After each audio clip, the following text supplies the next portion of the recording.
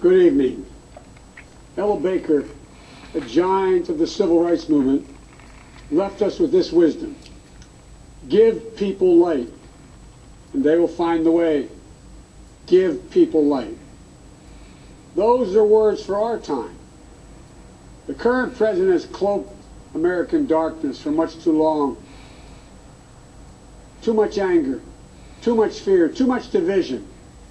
Here and now, I give you my word. If you entrust me with the presidency, I will draw on the best of us, not the worst. I'll be an ally of the light, not the darkness. It's time for us, for we the people, to come together. And make no mistake, united we can and will overcome this season of darkness in America. We'll choose hope over fear, facts over fiction, fairness over privilege. I'm a proud Democrat, and I'll be proud to carry the banner of our party into the general election. So it's with great honor and humility I accept this nomination for President of the United States of America. But while I'll be a Democratic candidate, I will be an American president. I'll work hard for those who didn't support me, as hard for them as I did for those who did vote for me. That's the job of a president, to represent all of us, not just our base or our party. This is not a partisan moment. This must be an American moment. It's a moment that calls for hope and light and love, hope for our future, light to see our way forward, and love for one another. America isn't just a collection of clashing interests or red states or blue states. We're so much bigger than that. We're so much better than that. You know, nearly a century ago, Franklin Roosevelt pledged a New Deal in a time of massive unemployment, uncertainty, and fear. Stricken by a disease, stricken by a virus, FDR insisted that he would recover and prevail, and he believed America could as well. And he did, and we can as well. This campaign isn't just about winning votes. It's about winning the heart and, yes, the soul of America. Winning it for the generous among us, not the selfish. Winning it for workers who keep this country going, not just the privileged few at the top. Winning it for those communities who have known the injustice of a knee on the neck. For all the young people who have known only America being rising inequity and shrinking opportunity, they deserve the experience of America's promise. They deserve to experience it in full. You know, no generation ever knows what history will ask of it. All we can ever know is whether we're ready when that moment arrives. And now history has delivered us to one of the most difficult moments America's ever faced.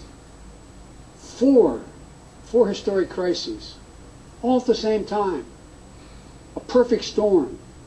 The worst pandemic in over 100 years. The worst economic crisis since the Great Depression.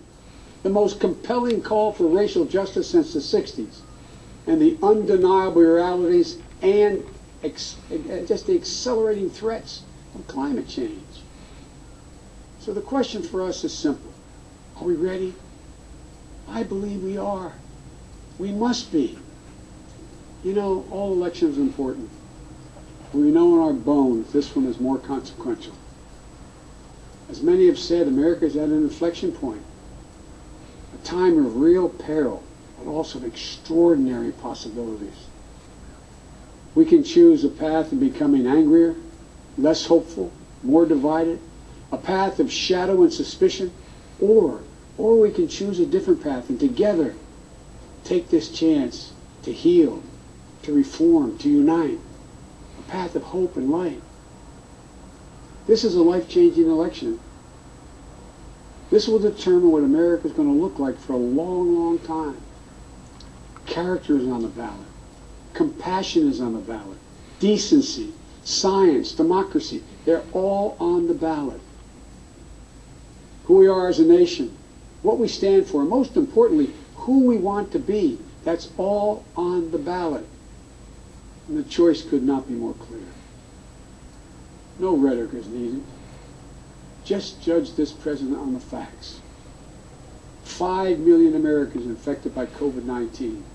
More than 170,000 Americans have died. By far the worst performance of any nation on earth. More than 50 million people have filed for unemployment this year. More than 10 million people are going to lose their health insurance this year. Nearly 1 in 6 small businesses have closed this year. And this president, if he's reelected, you know what will happen. Cases and deaths will remain far too high. More mom and pop businesses will close their doors, and this time for good. Working families will struggle to get by.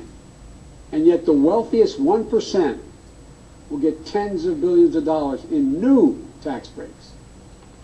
And the assault on the Affordable Care Act will continue until it's destroyed, taking insurance away from more than 20 million people, including more than 15 million people on Medicaid.